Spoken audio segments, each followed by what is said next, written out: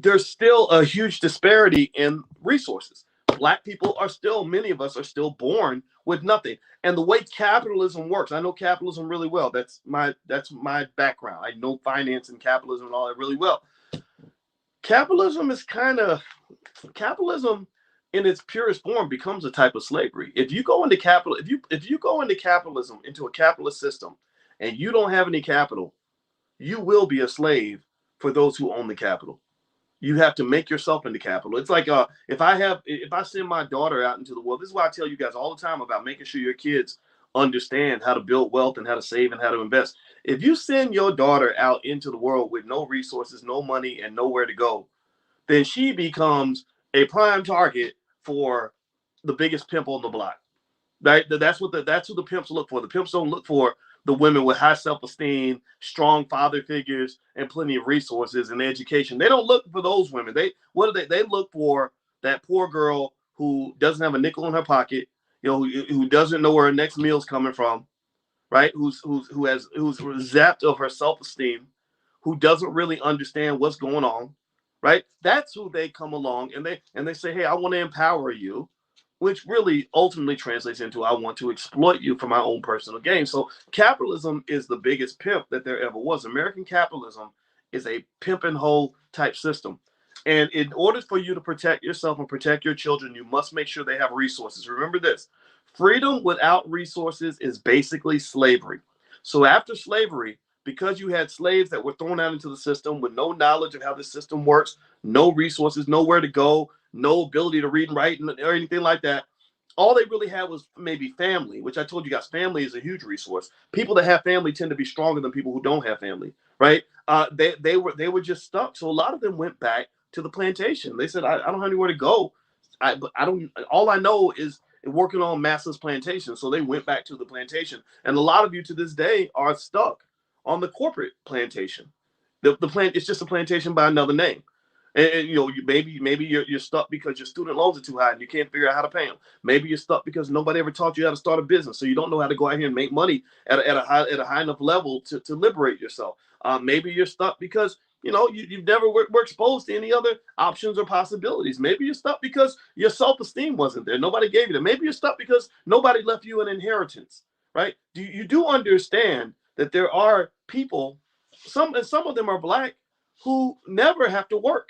There are people who are working class people who made decisions 20, 30 years ago such that their children don't have to ever work for anybody. They don't have to get up and do nothing for nobody, right? So I want your children to be those kids. I want your children to be those kids. So anyway, let me keep going. So before I move on though, just as a practical solution, if you go to blackmoneyminute.com, I put that $5 a day investing plan there. It's very simple, very straightforward. Anybody can understand it. Anybody can do it. Go to blackmoneyminute.com. You can download the book, and it's very easy to implement. Implement it, stick with it, be consistent, and your child will not be stuck trying to go back to a plantation in order to feed himself. So let me keep going. All right. So that next, he says, he talks about the color consciousness of the Constitution. We're on page 14, bottom of page 14 in the book Powernomics. You can get a copy of powernomics.com if you like your own copy. He says he also clearly included ownership of slaves when the Constitution was finally ratified in 1789. However, it used broad, ambiguous, and inoffensive public relations type words such as all and everyone. Oh wait, you know what? I think let me scoot forward. My apologies. I think I missed my spot here. Citizenship and the benefits of whiteness were constitutionally denied to blacks. Ironically, like blacks, Indians were also specifically identified in the Constitution, but they were excluded from official abuse because they were categorized as free inhabitants and encouraged to assimilate into white society. When the Constitution was modified in the 1860s through the addition of the 13th, 14th, and 15th Amendments, the Black Constitution, after numerous rewrites, the final language contained ambiguous words such as all persons, any person, and everyone, although it was commonly understood that the constitutional amendments were for black ex-slaves. The initial congressional enabling language hinted that the civil rights laws bound the U.S. Congress to take care of black ex-slaves until they could take care of themselves. To this day, Congress has never abided by their own laws, and all members have sat by silently while the dominant white society has boldly undermined the economic rights awarded to black people. They allowed the majority white society to co-opt the Black Constitution and promote the myth that the United States Constitution was colorblind. The Constitution was conceived as a socioeconomic covenant for those who already had power, wealth, and nearly unlimited rights. To be a truly democratic society, this nation would have to redistribute and share some of its wealth and power with Black America. The Black Constitution was passed following the Civil War because of the efforts of a small group of radical liberal Republican congressmen who succeeded in amending the Constitution by including color-specific amendments for Blacks. I mean, how many of you even knew that there was a Black Constitution? Hey, give me a yes or no. How many did y'all even know that this thing existed? Did you learn this in school? Did they talk? Now, I didn't even know. I mean, the fact that Dr. Anderson is talking about a Black Constitution is pretty heavy to me. I just want to make that point. So he says these amendments gave Blacks a minimum level of rights that certain congressmen hoped would offset some of the tyranny of the majority white society. So that now he talks about population monopolies. Now, in the beginning, remember, we talked about monopolies and kind of what it means. It means kind of having sole control over everything. And also why monopolies are very dangerous, because it creates a form of economic and political bullying. Anybody who controls everything is like the fat kid who controls all the food, and all the little hungry, starving kids can't get no food because the fat kid feels like all the food belongs to him. So he either gets to eat all the food himself, or he gets to pick and choose who gets food based on who serves him the most. So that's an abusive type of infrastructure. That's something that we have consistently in America. Like right now, we have tech. We don't have a tech monopolies per se, but we have tech oligopolies. Oligopolies is where you have a gang of companies that kind of control everything. So when they wanted to deplatform Minister Farrakhan, when they wanted to eliminate him from social media, all the tech oligarchs got together and said, we're all going to take him off our platform. So that means Facebook got on the phone with Twitter, Twitter got on the phone with Instagram, Instagram got on the phone with TikTok, TikTok got on the phone with Spotify, and all of these tech oligarchs got together and said, we're going to make sure Louis Farrakhan does not have a voice, and we're all going to agree that he's dangerous, even though there's no evidence to show that he's ever been dangerous to anybody, right? So monopolies and oligopolies are extremely dangerous. So he says here, one of the first acts of the U.S. Congress following the ratification of the Constitution was the enactment of this nation's first naturalization and immigration law in 1790. This is big. I need y'all to think about this when the next election comes up and they tell you that you should be pro-immigration no matter what. This law declared America to be a white nation and set a zero quota on Black immigrants except as slaves. So they said no Black people can come into the country unless you are a slave. A quota of approximately zero remained in effect until 1965, when it was increased to its current level of 0.5%.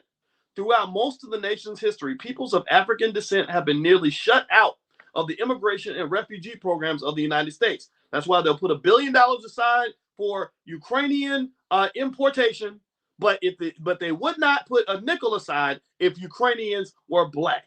If they were Black Ukrainians, they would not be coming into the United States. Biden would not be putting money behind it. Biden would not be supporting any of that if they were coming from a Black nation. So this is a pattern. This is a history that has existed in America for a very long time. So he said Blacks have competed in this nation's majority wins population game almost exclusively from birth rates rather than immigration.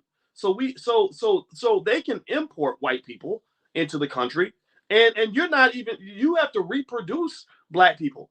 If it doesn't get reproduced inside the United States, then it's not gonna matter. You're not gonna be able to compete numerically, right? So let's keep going. Let's see here. Though they can never win as a national majority, they also have never won as a local majority. The Black civil rights movement's quest for integration ensured that Blacks would always be a minority population in white schools, businesses, jobs, communities, or entertainment centers. So what Dr. Anderson's doing is he's questioning the movement of integration. We've talked about this before, how integration wasn't everything you thought it was going to be. Integration, in the view of many people, was something that was extremely harmful to the Black community. It was extremely bad in terms of what it did and did not do for you. And also remember, when you talk about immigration, not integration, immigration, most of the immigration policies that are being promoted to you by your favorite politicians are working directly against your power, period. Let's keep going. The census is conducted every decade and establishes the official population count of the country. Efforts to create a multicultural category in the 2000 census will most likely dilute and in reality distort downward the number of Blacks in America. So remember, he wrote this back in the 90s. So that's why he's referring to the year 2000 as the future. Dilution of population numbers assures that blacks will lose status as the numerical minority. Government efforts to change racial definitions will retain the white population majority as a monopoly and inflate the numbers of Hispanics in the population. So Dr. Anderson was predicting 30 years ago that the numbers of Hispanics in America was going to grow, and you were going to remain flat and lose your power. Now, give me a yes or no if you think that prediction has come to light, has actually occurred, has come to pass. Has it come to pass? Do we have a far larger Hispanic population than we had 30 years ago? Yes, exactly what Dr. Anderson said. This is what he's saying in the 1990s. And now here we are 30 years later, and you've seen it happen. Now your vote means almost nothing. It doesn't, I mean, you're almost kind of being diluted out of existence, period. So unity on some level with at least people that you can work with is extremely important. Coalition building is very important. Now, I was talking to my daughter today, who's 11, and we were talking about about these wars that happened in Greece. I think they're called what's it called, the Polynesian War, or maybe I don't remember what they're called. So don't get me out here sounding stupid. But she said that the Spartans fought with the people from Athens, right? So the Athenians and the Spartans were going to war, and I said, but wait a minute, weren't the Athenians and the Spartans, weren't they both from Greece? Why were the people in Athens fighting against the people in Sparta? Aren't they supposed to be on the same side? And she said, yeah, but they were fighting over who would have the most power.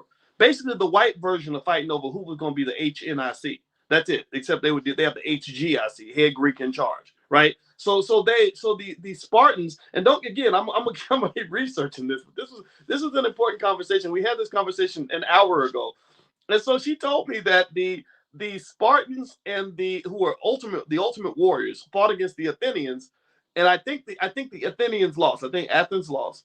And I said, that's not good that you're fighting with people who are supposed to be on your same side. And she said, yeah. She said that, I said, you know what that's called, right? She said, what? I said, it's called divide. And she said, divide and conquer. I said, yeah. I said, so, and she said, yeah, well, she said, yeah, that is what happened. Because while the Spartans and the Athenians were fighting each other in Greece, the Macedonians were accumulating power so they could go kick everybody's ass.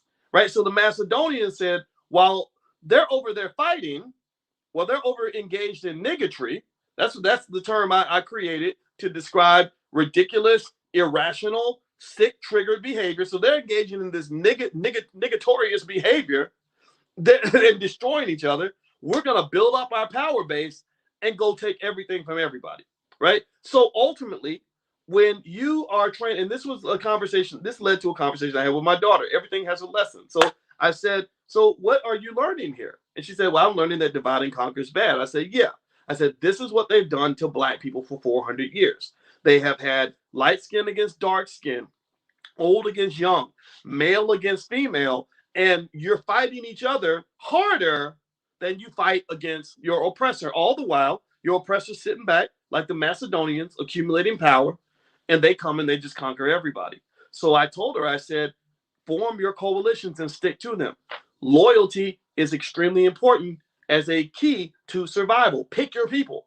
I'm not saying pick every black person out here. Some black people don't like you very much. That's okay, right? But I talk to you guys. I say, okay, we're B1. We're intelligent black people. We want to build for the future. We're defining ourselves. This is who we are. This is our coalition. And I guarantee you this, you'll rarely see me. In fact, you haven't seen me. I have been attacked. I'll tell you, even, when you do the social media stuff, people got stuff to say or whatever. I have been relentlessly verbally attacked by other B1 oriented people.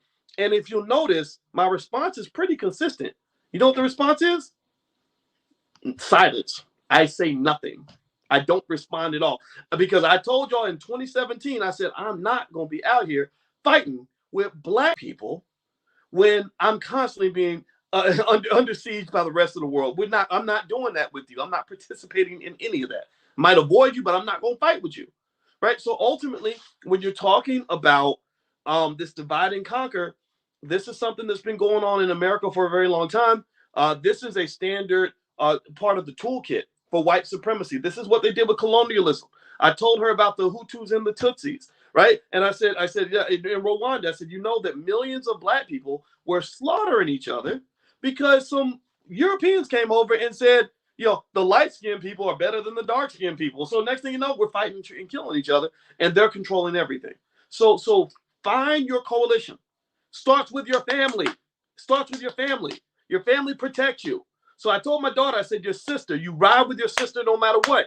You ride with the family no matter what, because that's your coalition. That's what protects you, right? So start there and then form a broader coalition. Or if your relatives are no good or you can't work with them, then find some other relatives, right? When you come to the convention, pick your family members at the convention. Get you some play cousins, right? But pick your coalition, because that is how you survive. That is how you succeed. That's how you win. That's why they created laws. When I read to you guys 85 laws that they created specifically to control black people, you'll notice one of the themes of the laws was that they did everything they could to make sure black people did not stick together.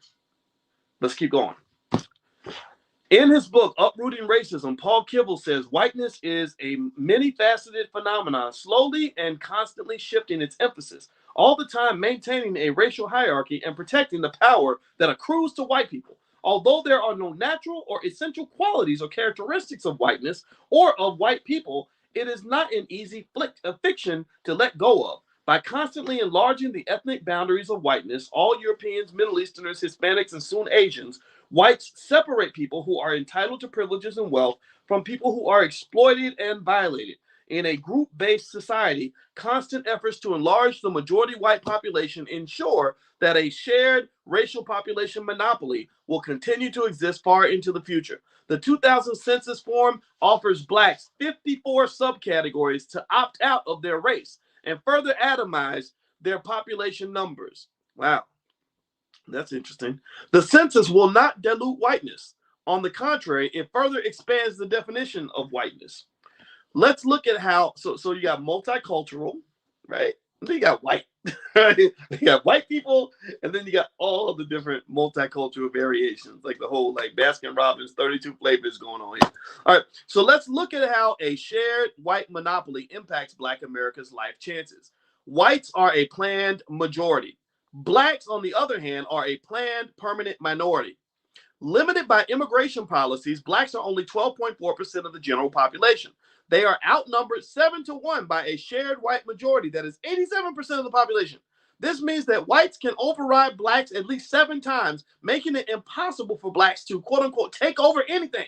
Moreover, with the exception of entertainment, blacks do not exceed 1% of ownership, control, or representation of anything positive in American society. Only thing you control is a little bit of gangster rap. And ain't nothing positive about some of that crap that's coming out of some of these artists' mouths. Seriously. I'm not talking about all of it, but my Lord Jesus, if you want to really ruin your life or choose a terrible baby daddy, then go study the lifestyles being promoted by mumble rappers. It's crazy. I talked to my cousin today, and we were joking. I said, I don't know why. I don't know where. I was talking about a particular person, and I said, I don't know where she picked her baby daddy from. This baby daddy is like from the depths of hell. I've never seen a person work so hard to do the exact opposite of what a good man would do, and I don't understand what's attractive about it. And she said, yeah, I told one of my cousins, why do you go to the waste management facility to pick out your children's fathers? Like, why would you do that? Why would you go pick out your kids' daddies at the waste management company? And that's what it is. I mean, seriously, did anybody go through that? Does anybody like seriously, like, I said, my theory, honestly, I'm just keeping it 100 here. Maybe I sound like a crazy old man right now, but I think that this lack of manhood that exists in some corners and some pockets of the community, not in all, but some pockets, is driven by what's being promoted. It's driven by what's being glorified. A lot of men look up to men who are not actually men at all, right? So you think you're being more of a man by behaving a man who really ain't a man. He's really transgender or something. I don't know what he is, but he ain't no man because you telling me, wait, this is a man you look up to, and he got 7 kids with 7 babies mamas. He sits around and gets high and drunk all day. He don't take care of his financial responsibilities. He's ignorant as all get out. And he does everything a human being can do to possibly get locked up or killed. And you want that as the father of your child because you're attracted to men just because they were on TV? What in the hell is going on with you? And how badly do you have to hate your unborn children to give them a father like that? Seriously, I'm not blaming you, but my Lord Jesus, like, that's what they've done to us. Your brains just flipped on backwards, head screwed on in the other direction. So I'm sitting there just kind of reading this, and I'm just thinking about all this in terms of just what's kind of happened with some parts of our community. So, in so many ways, we're just some of the stuff don't make no sense to me. You can't win like that. When Dr. Anderson talks about inappropriate behavior, all you gotta do is look all throughout um, what's promoted on media, and you'll find it everywhere. You'll find it absolutely everywhere. And then you wonder, and then it makes sense. It makes sense that most of our kids ain't got no daddy. It makes sense that a lot of these kids don't even have a dad that's contributing to the household, or crazy things that happen in people's households because nobody ever taught them a model of manhood. All right, so let me keep going. Sorry, I get carried away. Y'all know how I am. So let's keep going. So he says that, let me jump in here. All right, so blacks do not exceed 1% of ownership, control, or representation of anything positive in American society. In critical skill professions such as doctors, lawyers, architects, engineers, scientists, judges, physicists, and business owners or wealth holders or elected officials, blacks never exceed 0.5%. If every black professional was hired in public sector or private sector jobs, whites would still hold approximately 99.5% of the professional positions. If all of the 36 million black people in the entire country were employed, the educated, the uneducated, senior citizens, those in prison, children, infants, teenagers, their total numbers would never exceed 12% of the workforce. When blacks try to even marginally increase their percentage in the workforce, whites are threatened and initiate a backlash. So some of this backward behavior is on us, but some of it is also on other people too, right? A lot of it is driven by our reaction to what other people are doing to us. So it's not as if we're completely to blame for this, but we are completely responsible for identifying the problem and fixing it. So let me keep going. All right. So he talks about wealth monopolies. We're at the bottom of page 17 in the book Powernomics. You can get a copy at powernomics.com. He says slavery and Jim Crow semi-slavery did not just make whites a little bit richer than blacks. Whites are vastly richer. They have deprived black people of nearly the whole economic pie. It is the proportion of the pie that a group owns that determines its access to functional schools, competitive businesses, equal justice, essential health care, personal comfort, and the length and quality of their lives. The nature of white wealth has cut blacks off from nearly all of these fundamentals of life. White society not only owns or controls most of the nation's wealth and power resources, but most of it is passed on from one generation of whites to the next. This is one reason why there is a lower proportion of whites who are poor compared to the number of poor blacks, and why the children of affluent white parents are less likely than blacks to ever be poor. Wealth is frozen and stored inside the white race, in its families, culture, businesses, churches, communities, education systems, and organizations in the form of stocks, bonds, land, insurance policies, trust accounts, and foundations. It is inconceivable that blacks could cross racial boundaries and successfully displace these frozen forms of wealth. As indicated in Table 1 is at the bottom of page 18. He points out a couple of interesting things. He says whites own nearly 100% of all corporate bonds and stocks, which amounts to approximately $13 trillion. Now, mind you, this was 30 years ago. So that 13 trillion has grown to 21 trillion, by the way.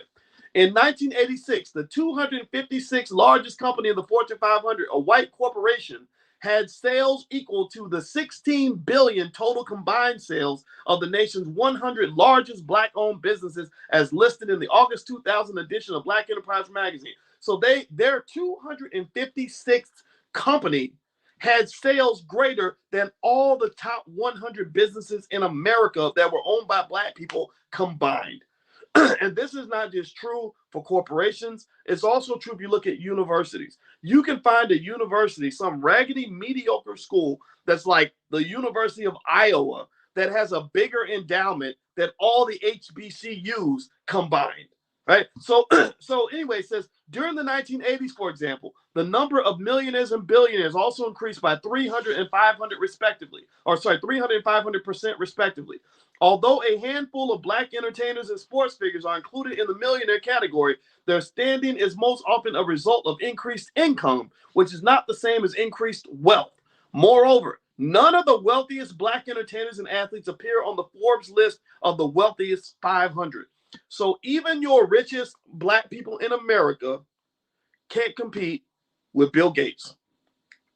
Elon Musk pisses out 10 times more wealth than Oprah Winfrey will ever generate. He does that every morning. Robert Smith, he does okay, but he can't, Bezos and Musk and Gates and Buffett, they could buy Robert Smith 50 times, 100 times over if they wanted to. So ultimately, and Robert Smith is the extreme. I mean, he's really, really an outlier, right? So ultimately, a lot of the people that you look at as extremely wealthy, your Diddy's and your Kanye's and all that, first of all, most of them all get wealth from the same mechanisms. Black people tend to build a lot of that wealth from sports and entertainment. Those are two areas you're allowed to excel in, because that's the space you're allowed to walk in. But then also, when you're really, the Forbes list to me, or the shiny Negroes they put on TV or on the covers of magazines, are a distraction from what is happening in the black community. Many black businesses can't even get basic bank loans from big corporations that should be willing to loan money to black-owned businesses that are doing a good job. So ultimately, when you're thinking about what's happening with black wealth, the trajectory of black wealth, I encourage you to stop paying attention to the shiny Negroes on the covers of magazines. I don't care how many albums you sold. I don't care. Everybody can't be a rapper or an NBA star. I really want you to focus on what's happening with black-owned businesses and whether black-owned businesses are getting access to the capital that they need, because studies show that black-owned businesses, those mom and pop shops that some of y'all are running, you're the ones who are most likely to actually employ black people. I know a lot of these rappers. I know a lot of these entertainers. Many of them ain't employing nobody. They don't even know how to run a business. They wouldn't even know how to create 500 jobs in the black community. But many of y'all have the credentials. Many of you have the MBAs and the master's degrees and the vast business experience and the technical skills, and you're trained in trucking and carpentry and everything else. You are the backbone of the community, not these people they put on TV. They're powder puffs in my view. None of them could really do what you guys do. So that's where you're going to see the movement in the community, is when they start allocating more capital to that group that I just talked about. All right. So by the way, just a quick reminder. Also, don't forget that if you guys came to the event we did yesterday, the event was how to build wealth in financial security without doing it by yourself. We talked about some of the memberships that we have in the Black Business School. If you still want to take a look at that presentation, we left it up for another day. You can actually go to boycewatkins.com. And at the very top, there's a link where you can actually take a look to decide if you want to be a member or join one of the level up programs we have in the Black Business School. We're kind of changing the structure a little bit, so feel free to take a look. The open enrollment period ends tomorrow night, though. After that, we're going to sit back and operate and look at the data, and then we're going to decide if we want to add more students or not. So if you would like to join, feel free to go take a look at that. All right, so let me keep going here. Let me keep reading. We're on page 18. The book is Powernomics. You can get a copy at powernomics.com. He says, also, obtaining wealth equality in America is a rigged game. There is no equal opportunity to gain wealth. Such opportunities typically depend on four factors. One, inborn capacity. I guess that's what you're born with, right? What you're born with in terms of, he says capacity. So I'm wondering if he's talking about intellect or if he's talking about resources you have. Cultural and educational opportunities. Three, ownership and control of resources. Four, the power of racism. He says, so in summary, this means a white person of normal talents who lives in an enriched culture with parents who can afford the best has an excellent chance to become rich and live well. Economic Darwinism tracks both parental and racial bloodlines. Structural racism enables whites to acquire wealth, while capital gains and inheritance laws ensure they will keep and control wealth. Steve Brower stated in his book, Sharing the Pie, that in 1996, Charles Darwin of the Campbell soup family inherited a great deal of wealth. He traded in 9 million shares of company stock and earned $740 million.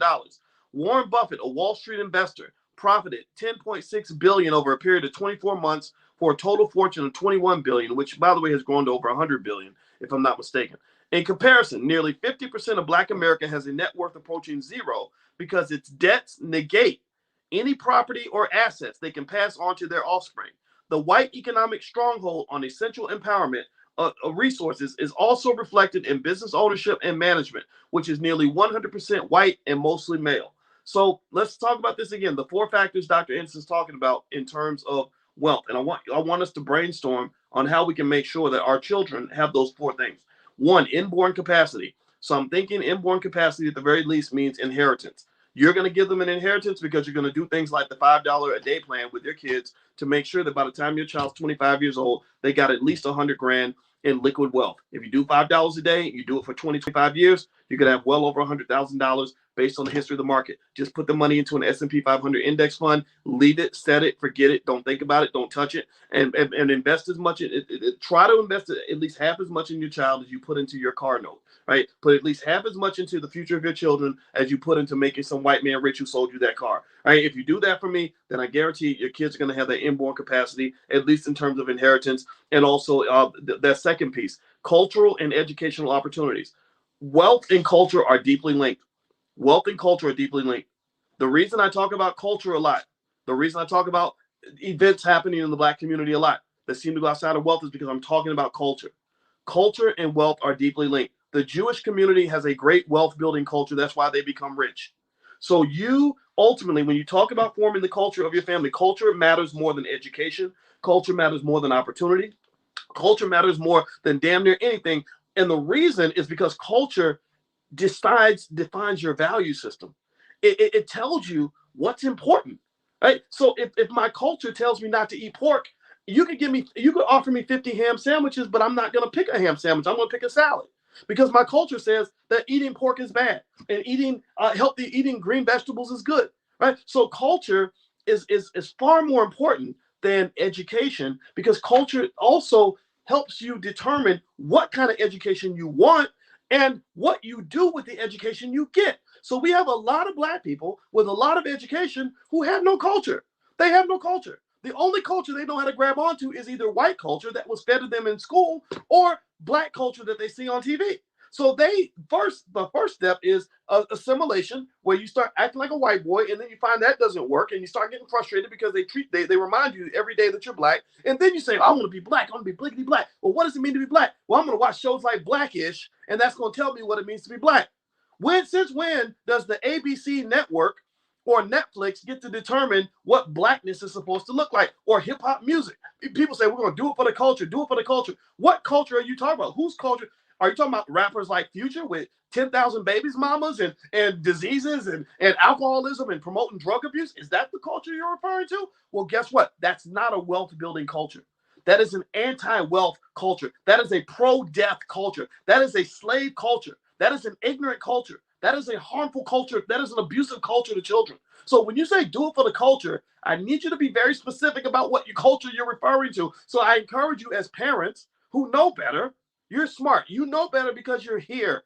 All of you that are listening right now you're here because you're different. You're more insightful. You're not like everybody else. I understand that. So because you know better, I need you to be intentional about asking yourself, what culture do we have in this house? I tell my kids all the time, my daughter didn't do her homework. I said, well, no, we don't do that in this house. In this house, our culture is excellence. In this house, no. When we went to her sister's track meet yesterday, poor little girl was jumping the hurdles and she fell down and she cried. She scraped her elbow. And poor little girl was crying. So I turned to her little sister and I said, when we fall down, what do? She said, we get back up. I said, yeah, exactly. That's what we do. That's our culture. That's who we are. You understand? So the question is, who the hell are you? Who are you? Figure that out. Be very clear and intentional about that, and make sure that you pass that to your children. The same way we have tremendous capacity to pass generational curses to our children, you also have tremendous capacity to pass generational blessings to your children. So I need you to stop passing down generational curses, and I need you to start passing down generational blessings. I need you to zap out the curses and replace them with blessings and give your children the superpowers that come with shaping a household culture that is built on life, that is built on power, that is built on success, that is built on education, that is built on high achievement, that's built on all the things necessary to be strong in this world. Another part of our culture, little hint, I think I've told you guys this, I'm gonna say it again. I ask my daughter all the time, I drill her 3 times a week. I say, what are the 3 P's of success? She says, practice, preparation, and perseverance. I say, exactly. Then we dig in to what that culture means. What does it mean to practice? It means that if you want to get better, you practice, you work on it, you keep going, you keep working. She's a dancer. So we talk about that. If you're not there yet, you just keep practicing, right? So what was preparation? What's the culture of preparation? That means that if you stay ready, you ain't got to get ready. If it's coming up, if the battle's coming, you win the battle before the war begins. You prepare, you plan. The one who makes the plan is the one who's going to win. The one who has no plan has already made a plan, and their plan is to get their ass kicked. If you don't have a plan, then your plan is to lose. Ladies, don't marry a man who doesn't have a plan, because that means he's planning on being a loser. 3rd piece, persistence. Persistence is when you get in the fire. Success ain't never easy. I could be defined as a successful person, whatever, right? Maybe money and whatever it is, right? I'm not even gonna get into that. But I can tell you that it's very uncomfortable. It's very tough sometimes. There's a lot of uncertainty. There's a lot of challenges, a lot of doubt, a ton of setbacks. And it is that persistence that allows you to stick to the original vision of who you know that you're supposed to be at the end of the day. Right? You shoot for the target, you miss, you recalibrate, you shoot again and again and again and again and again. And you keep saying, I'm going to keep going until I become the person that I know I'm meant to be. So understand that you're going to go through a lot of your life where you're going to feel like you have a size 10 foot and you're trying to fit a size 13 shoe. If you're a parent like me, you know that you don't know all the rules. You don't know the right way to do everything. None of us do. We're always kind of guessing. But if you're going to guess, then do your research as you make your guess, make it an educated guess, and then go hard at what you believe instinctually is the thing that's going to make your children successful. Right? Be clear and intentional about who the hell you are. Shape that culture. You are the gods and the leaders of that household. Do that. Lead. You're the black leaders in this country. You ain't got no leaders in DC. You ain't got no leaders in the NAACP. You ain't got no leaders on TV. You are the black leader. Let me keep going. So he talks about, so 4, inborn capacity, cultural and educational opportunities. Again, culture is something you shape on your own. Education is something anybody can obtain. We got the whole internet. My PhD is just as good as any white man that you're going to see out here, and probably better, actually. And so education is available to everybody. So educational opportunity, it's changed. There's no need to go $100,000 in debt to get an education anymore. Education's kind of everywhere. You got a whole university on your iPhone. Again, if you have the culture that tells you to use your iPhone for education, but if you have another culture that teaches you how to use your iPhone to learn how to twerk better, then guess what? You're going to spend your time learning how to twerk so you can get likes on your TikTok video. Next, ownership and control of resources. The number one resource we control as black people is black people.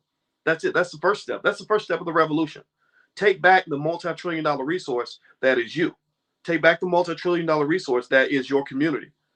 Take that back. You're taking that back. Remember, pay attention now. Think about this, right? A free black man or a free black woman is a wealthy black man. That is a wealthy black woman. A free black man is a wealthy black man. And let me explain why. White people got rich from what? Slavery. They got rich from controlling the very thing you have control of now. Now, if you're a slave, then no, you're not going to get rich from it. Somebody else is going to get rich from it. But if you are free, then you are wealthy because I can easily directly say that you are wealthy by controlling your human capital. I can say you're wealthy because somebody else gets wealthy off of you. So how can you make somebody else wealthy if you can't make yourself wealthy? All you got to do is control the resource. So the number one resource you have is yourself and your human capital. And then you have your family. That is another resource. So ultimately, ownership and control of resources starts with taking control of all of the assets and all the value that can be extracted from the entity that is you. That is you and your family. I'm sitting there with my cousins. We're coming up with business ideas. We're figuring out how to go make money. We're figuring out how to succeed. We're working for each other. We're working hard. We're getting things done, right? That's a valuable asset. So even if you don't own land or don't own stocks or don't own real estate, you can still start off by just simply owning black people. Hey, owning black people has been the easiest way on earth to make money since slavery. So start by owning black people. Own yourself. You ain't got to own nobody else, but own yourself. Own your family. Own your community. And then he says number 4 is the power of racism. Well, white people ain't gonna stop being white. That's and really racism. Racism is, as Dr. Anderson defines it, it is a system that sets up a structure in which white people are elevated over black people. People of one race are given preferential treatment to another. So let's think about that for a minute. The interesting thing about racism is it's never going to go away. It's never going to go away. I don't believe that a white man ever will, or nor should he ever, put black people on the same level as he puts himself. I don't think it's even human nature for a man to put some other group of people ahead of his own people. I just don't believe that. I'm not going to do it. I'm not going to put white, Asian, whatever, equal to me and my children and my people. No, I'm sorry. I'm not going to do that. Right? So racism isn't going to go away, but racism is like the weather. When you talk about the weather is not the same in every part of the country. The weather is not the same everywhere. It could be raining in Florida. It could be sunny in California. It could be snowing in Montana and sunny in Texas. And so if you don't like the weather where you live, one solution is to go somewhere else. So I'm in Montana. I'm freezing. Well, I say, you know what? I'm going to pack up and I'm going to move down to Texas because the weather's nicer in Texas. So a lot of times with racism, my point here is this. You don't have to always be where you are, right? If you're in a space where racism is stifling you and keeping you from getting opportunities and getting jobs and things like that, who says you have to be at that job?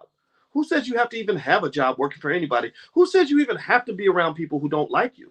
How about you go find a way to get around people who do like you? Why do you pay attention now? Look, let me ask y'all a question. I'm going to ask y'all a question that's going to be a little self-serving for a minute. Do you guys like me? Are we cool? Are we friends? Like if I see you, will you give me a hug? Like will you shake my hand? Are we're like family. We're cool, right? We like each other, right? Do we? Okay. All right. So okay, thank you. I appreciate that. Thank you, Crystal and Karen. I need that. I need that little self-esteem boost. I feel loved, and I love you too, Angela. I love you too, LaShonda. Okay. So let me ask you this question. Do you think that I'm equally loved everywhere I go? Like, do you think that I'm loved everywhere in the same way that I'm loved right here in this space? Do you think that if I go, on Fox News, you think they're going to love me as much as they love me here? Or y'all love me?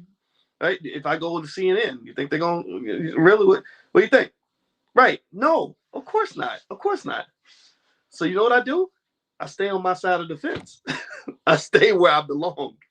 I know the spaces where I have power, and I know the spaces where I do not. I know the spaces where I am protected. I know the spaces where I'm vulnerable. I know the spaces where I'm connected, and I know the spaces where I am disconnected. I don't go chasing spaces where they're not like me. So you'll never hear about me getting banned from the Oscars because I'll never be at the Oscars anyway. So ultimately, it's very important to understand and be very conscious and intentional about the space within which you operate, spaces where you live, spaces where you work, spaces where you socialize. Find your space, and then you find your power.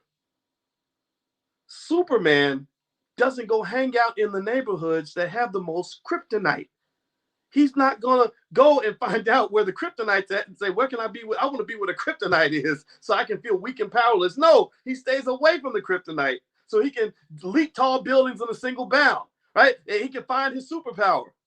A lot of you lose your superpower because you're hanging out around the kryptonite. You're going into spaces where people don't understand you. I get it. I did when I was at Syracuse University. They didn't understand me. I come in with brilliant ideas and say, hey, why don't we do this? Can I do this research project? And they'd be like, why would we do that? That's black people. We don't care about black people, right? So I was basically Superman in a space where I was surrounded by kryptonite. So be thoughtful about where the kryptonite is and where your superpower lives. Go find your superpower. Everybody has one. You just got to know how to look for it. Right? So we can talk more about that later. We'll talk more about that in a future date. So I'm gonna actually stop here. I'm gonna stop here. We have consumed a lot of thought-provoking information. We're on page 19. The book is Powernomics. You can get a copy at powernomics.com. Quick reminders. Don't forget the All Black National Convention is at the end of October, October 28th through the 30th. You'll hear from me more and more about the convention because I want your input in terms of how we can have a great convention. I hope that you will bring family members and friends. I guarantee they're going to love it. It's going to be great. And we will sell out, actually. We actually have sold hundreds of tickets already. So we can only hold 1,000 people. But I think we're up to maybe 600 or something. So you may want to get your tickets sooner rather than later. I don't think there'll be tickets at the door. But if you're interested in coming, you can go to boycewatkins.com. That's where the tickets to the convention are. Also, some of you had asked about my book. So here, in case you want to know, here's my book. It's called Black American Money 3, and it's part of the Black American Money series. So if you are interested in taking a look, feel free to go to drboycebooks.com. That's drboycebooks.com. Okay, guys. Well, thank you so much. It was real. Love you very much. And I will see you next week at the book club. So I will be back here next Wednesday night at 8:30 p.m. Eastern time, and we will continue to read Powernomics until we are done. So God bless you guys. I love you. I'll see you later. Take care now. Bye-bye.